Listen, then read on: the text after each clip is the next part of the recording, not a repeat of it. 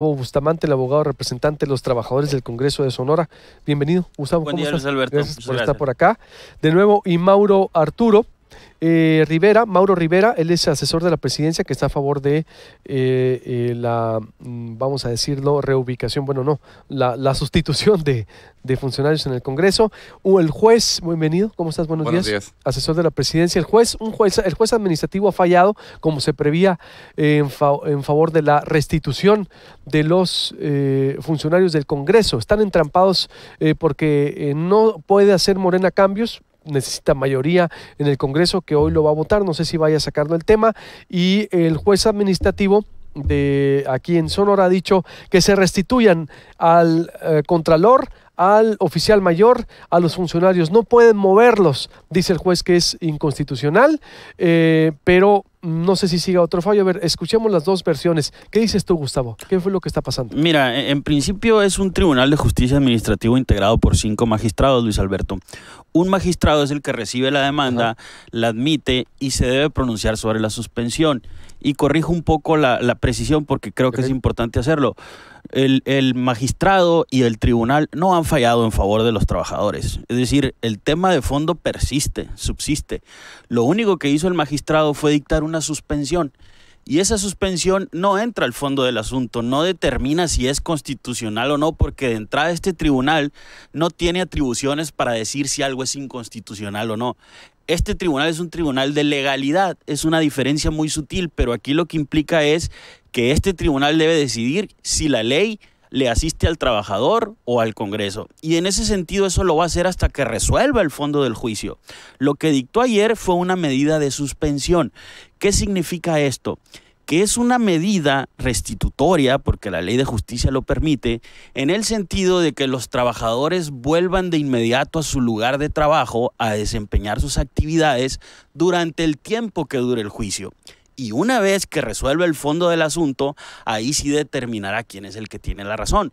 Lo que pasó ahora o ayer... Mientras se resuelve el fondo, ellos tienen que volver. Exacto. Y no significa que no sean inamovibles. Significa que mientras dure el juicio, deben ponerse a chambear. Ya que resuelve el fondo del asunto, puede fallar a cualquiera de las dos partes, Luis Alberto.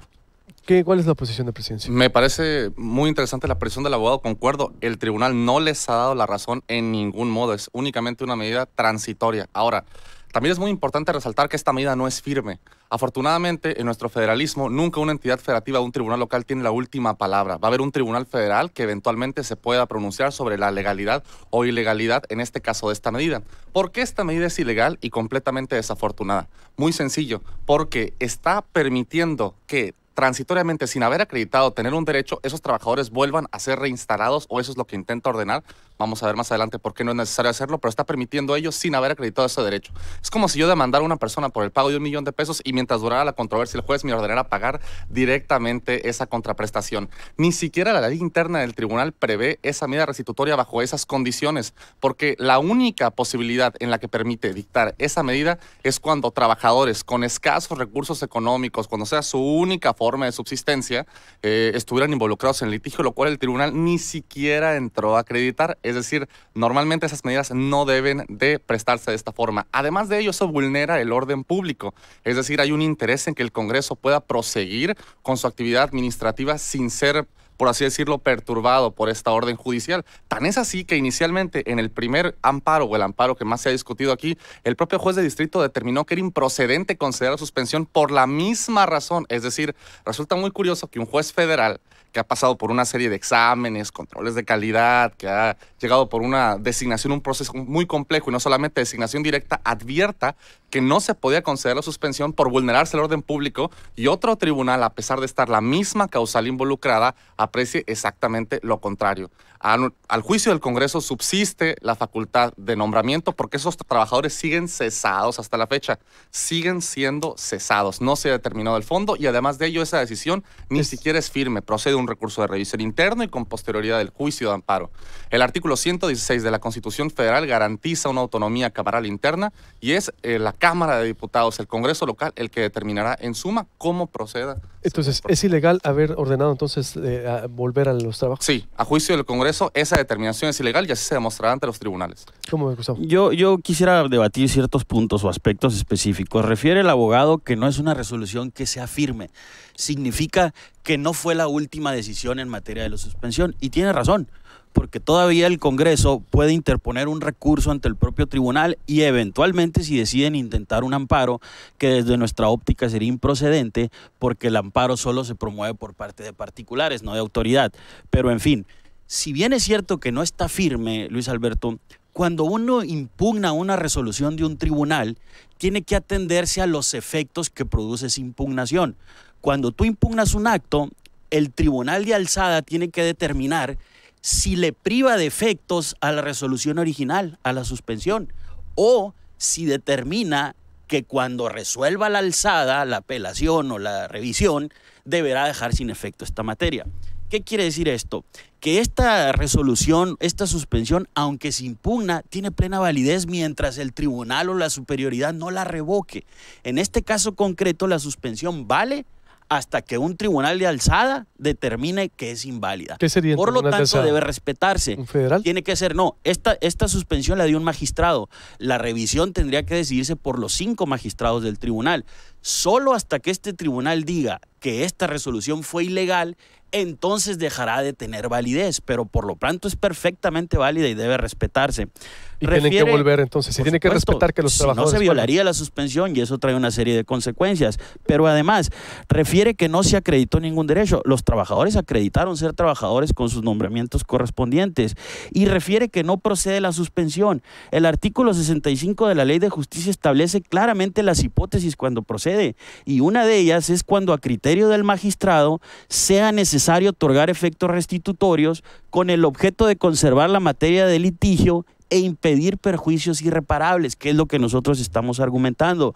Y finalmente, refiere que el mismo tema de perjuicio al interés público, al orden público, al interés social, que ya fue, digamos, resuelto en una primera ocasión por un tribunal federal.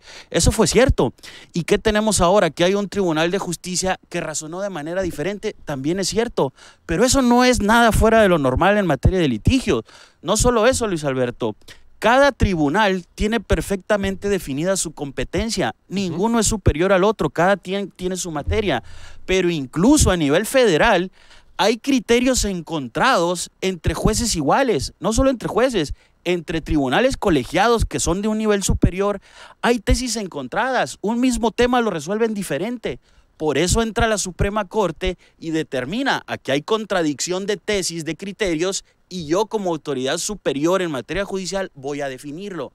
Entonces, que no nos espante que un tribunal de justicia tome un criterio y que un juez de distrito tome otro. Lo que va a pasar es que al ser criterios distintos, opuestos, va a llegar el momento en que una autoridad judicial superior va a definirlo, pero no es nada fuera de lo normal esto, ¿eh?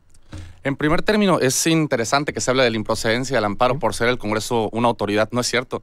El Congreso no siempre es una autoridad. Como es perfectamente bien sabido, las autoridades pueden también ser consideradas personas cuando están en relaciones de coordinación. Precisamente por eso, el primer amparo promovido era amparo improcedente, porque el Congreso no actuaba como autoridad, sino actuaba en su relación obrero-patronal, además de la falta de agotamiento del principio de definitividad. Lo que se ve aquí es que el grupo de trabajadores que están intentando ilícitamente permanecer en ese puesto porque se está aplicando la ley en perjuicio retroactivo de una persona que es el Congreso en su faceta de patrón, están intentando una gran cantidad de recursos jurídicos y están intentando cambiar el recurso cada vez que los vientos les son adversos. El primer amparo es una clara muestra de ello. No sé qué seguiría el día de mañana, probablemente siga algún otro tipo de recurso. En segundo lugar, no es cierto que los efectos se agotarían o sería irreparable el daño a los trabajadores si no se les concede esa suspensión. Pueden perfectamente irse a sus casas y si llegan a ganar el litigio eventualmente y fuese confirmado por la vía del amparo, se les pagaría la indemnización correspondiente. Su derecho es el derecho a la estabilidad laboral en su propio entendimiento y a recibir una contraprestación por ello, no a estar desempeñando las funciones diariamente. Eso no les generaría un perjuicio el que eso no transitara por la vía del juicio. De hecho, lo más normal del mundo en las suspensiones en materia laboral es que el trabajador pase todo el tiempo de litigio en su casa esperando la resolución del juicio, consiga un nuevo empleo o a lo que le crea más conveniente. No es normal que en este tipo de procedimientos inmediatamente, sin valorar cuidadosamente que estamos hablando hablando de funciones públicas de un órgano que tiene autonomía cameral interna, inmediatamente se ordene que esos trabajadores vuelvan a sus lugares de trabajo. Para usted la resolución de lo que está haciendo ahorita este órgano es de alguna manera desproporcionada, dices. Sí, naturalmente, ¿sí? Es ilegal, no se acreditan los extremos para ello y además se causa un perjuicio al bien público y no se volvería irreparable esa afectación que ellos reclaman si el juicio tramitara sin ese tipo de medida que ellos estiman. ¿Qué sigue para ustedes? ¿Dónde la van a defender? ¿En un juzgado de distrito? Bueno, seguiría... ¿El propio tribunal puede ser también? ¿El propio tribunal? Sí, seguiría ante el propio tribunal, agotar esa vía y con posterioridad... Tienes que agotar primero la vía del tribunal. Es correcto. Magistrados. Y una precisión. ¿Ustedes confían en el tribunal? En cierta medida este tribunal tiene una valoración muy distinta de otros tribunales federales, entonces, por así decirlo, se agotará la vía interna, pero esperamos que un juez federal resuelva a favor de la autonomía del Congreso, que es claramente quien tiene la razón en esta disputa. ¿Cuánto tiempo puede llevarse todo esto? De hecho, dependiendo del tipo de proceso, esto podría tardar un año, meses. Por eso es tan importante que se le permita al Congreso, en uso de su autonomía cameral, designar a los funcionarios que corresponda para que pueda realizar esa importante labor parlamentaria. Recordemos, son órganos autónomos. ¿No tendría que pasar el Pleno? ¿Cómo? ¿Esto no tendría que pasar al Pleno? Sí, naturalmente, el Pleno tendría que tomar la resolución correspondiente y solamente el Pleno y no una designación, por así decirlo, más casuística, podría tomarla. ¿Pero por mayoría? ¿Por mayoría tiene que ser? Tendría que ser por las 2/3 partes, si no mal recuerdo. Para que se cumpla la remoción de los funcionarios. No, esos funcionarios están removidos. Ah, ok. No hay funcionarios. Son dos cosas diferentes. diferentes. Están removidos. Para nombrar nuevos funcionarios se requeriría, si no mal recuerdo, las 2/3 partes. A mí me parece que de entrada tenemos que entrar al fondo también del asunto. Yo le preguntaría al abogado, dice, los funcionarios fueron removidos. Ahí me gustaría conocer su opinión sobre si la persona que aparentemente los removió tenía atribuciones constitucionales para hacerlo. Me gustaría escuchar esa opinión. Pero además, ¿quién fue que lo removió? Según esto, el expresidente del Congreso. Y me gustaría saber si él como abogado, después de analizar el tema constitucional del Estado, si el presidente del Congreso tiene atribuciones constitucionales para removerlo. Me gustaría escuchar su opinión. Pero además le corrijo, y me parece que es importante que lo sepa, el primer amparo no se sobreseyó ni se decretó improcedente porque fuera una relación de igual a igual entre los trabajadores y el Congreso. No, eso no es cierto, abogado. No se admitió porque no, a juicio del juez, no se acreditaban hechos inminentes, que es una cosa totalmente diferente, no tiene nada que ver con una relación. Me refería al segundo amparo, me dice. Ok. Y el segundo no se ha sobreseído ni se ha decretado improcedente todavía, ¿no? Eventualmente se va a sobreseer, pero porque nos vamos a desistir, porque vamos a seguir la ruta del tribunal, no porque así lo vaya a determinar el juez. Pero además, refiere que hay una afectación al orden público. Ahí coincidimos. Hay afectación al orden público, pero con la actitud inconstitucional que están tomando en el Congreso, y así lo razona el magistrado que otorgó la suspensión. Y claramente dice, hay una afectación a la vida del Congreso con esta situación. Y lo que se busca restablecer con esta medida de suspensión es precisamente restituir el orden constitucional y que el Congreso empiece a operar normal. Ese es el efecto de la suspensión. Y refiere el abogado también que es importante que el Congreso nombre a funcionarios. Es más importante todavía que el Congreso respete la Constitución. Los diputados, cuando tomaron protesta, juraron respetar la Constitución y las leyes que de emanen, y es lo que están violando en este caso. Por lo tanto, antes de nombrar, primero cuidemos el proceso constitucional que claramente establece quién puede remover a los... Mauro.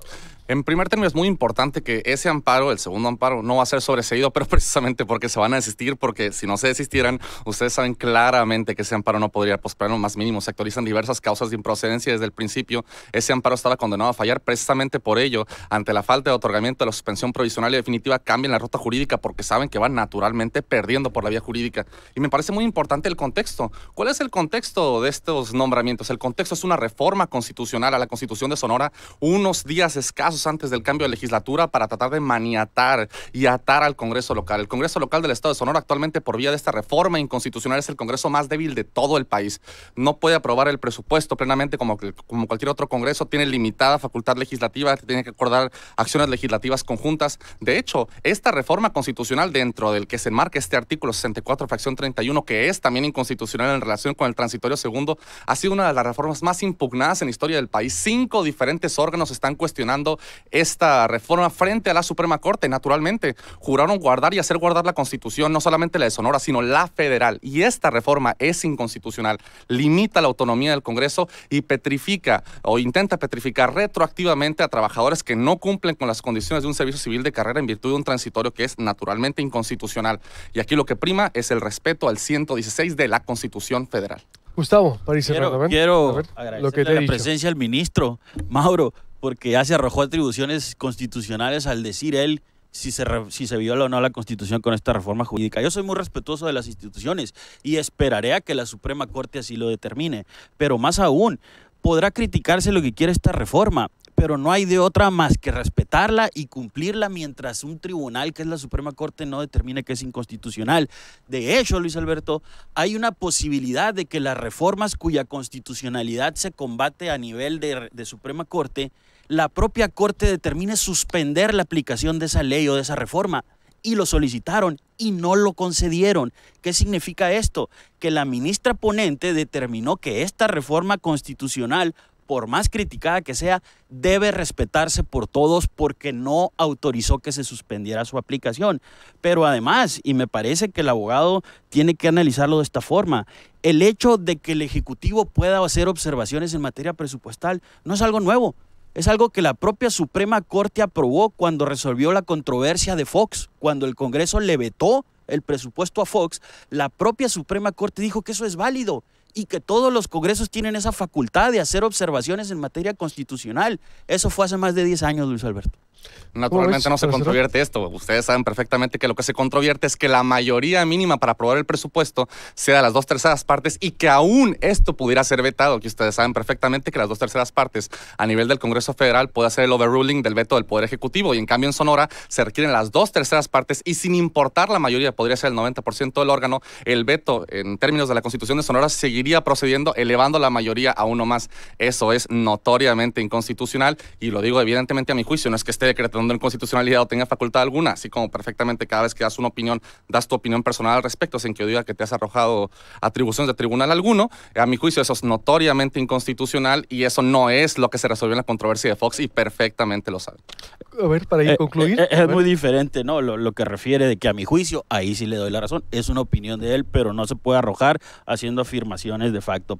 Pero además, esta controversia constitucional en materia de presupuesto de Fox determinó claramente que cuando se hace una observación, automáticamente debe acreditarse una votación superior a la original para librar esta observación. Es lo que se hizo aquí. La Suprema Corte no determinó los tipos o los niveles de votos o de votación. Simplemente determinó que cuando hay una observación, para brincar esa observación, el Congreso debe de tener una votación adicional a la original y es lo que se hizo en la Constitución. Naturalmente, el modelo federal es de aprobación de mayoría absoluta, la mitad más uno, y para acreditar la observación no dijo que se tenía que acreditar una votación superior, sino que se refería al procedimiento legislativo sumario del 71 y 72 de la Constitución Federal y por tanto tenía que ser aprobado por las 2/3 partes. En el caso de Sonora, las 2/3 partes son la mayoría mínima y la Corte ya ha establecido, interpretando el 116 constitucional, que no puede permitírsele a otro poder que tenga no solamente facultades de cooperación, sino de intromisión. Ya ha establecido los 3 niveles o categorías intromisorias dentro de un poder y naturalmente el permitirle al Poder Ejecutivo que sin importar la mayoría bajo la cual se apruebe el presupuesto puede inclusive vetar la reforma, ello nuevamente a mi juicio parece notoriamente inconstitucional y esperemos que así sea decretado. Conclusión, para concluir, porque vamos a seguir debatiendo. Tienen que volver los trabajadores. Entonces, y no lo digo yo, Alberto, mira, aquí está la resolución, es copia certificada y claramente establece que se impide que se realice la designación de nuevos titulares por parte del Poder Legislativo y se conmina a la presidenta del Congreso para que se abstenga de realizar u ordenar cualquier acto que impida a los demandantes el ejercicio de sus atribuciones. Y solo los demandantes deberán continuar como titulares de los órganos directivos que ostentan. Esta es una suspensión emitida por la autoridad competente. Si se viola esta suspensión, Luis Alberto, trae consecuencias para cualquier servidor público que no la cumpla, que no la respete y que la viole, que puede llegar incluso a la destitución de su cargo como servidor público. Esa resolución jurídica es una resolución incorrecta, no se acreditaron los extremos de la suspensión, así se demostrará frente a los tribunales y mientras tanto subsiste la autonomía del Congreso para realizar los nombramientos que estime correspondientes dentro de su autonomía cameral garantizada por el 116 de la Constitución Federal. Y subsiste también la suspensión, que esperemos respeten. Muy bien, pues les agradezco mucho. Mañana, seguiremos debatiendo. Este espacio se queda abierto para escuchar las dos versiones. Gracias, Mauro. Gracias, Gustavo. Gracias, Luis Alberto. Corte y vuelvo. Veremos qué es lo que ocurre hoy en la sesión, si va a ser o no o en el orden del día. Mañana le diremos. Corte y vuelvo. Muchos comentarios. Le comento sobre los guardias, qué está pasando en la crisis, las golpizas, cómo evitar que esto no se siga repitiendo. También la ciudad y sus baches que han ocasionado accidentes. La alcaldesa dice incluso demanden, pero no hay dinero para baches, hay dinero para seguridad, o la prioridad es la seguridad. Así me dejaron. Vuelvo con esto, con análisis y mucho más. Una gran fiesta inicia. Todos celebramos el primer aniversario de Santo Valle. Ven y disfruta de una experiencia increíble con tus productos favoritos, todo lo de tu lista de súper, los mejores cortes y una gran selección de bebidas y botanas para celebrar un año de precios más bajos en Santo Valle. Así es, un año de precios más bajos. En el primer aniversario de Santo Valle, las ofertas son para ti. Ven y vive la experiencia de Santo Valle Quino, Colosio, Navarrete y ahora también en San Carlos. Celebración y muchas ofertas especiales para celebrar el primer aniversario de Santo Valle a lo grande. Que no te tome por sorpresa. En este mes del testamento y la previsión, adquiere tu Plan a Futuro San Martín con el 10% de descuento. Plan a Futuro San Martín. Llámanos 260-1317. 260-1317.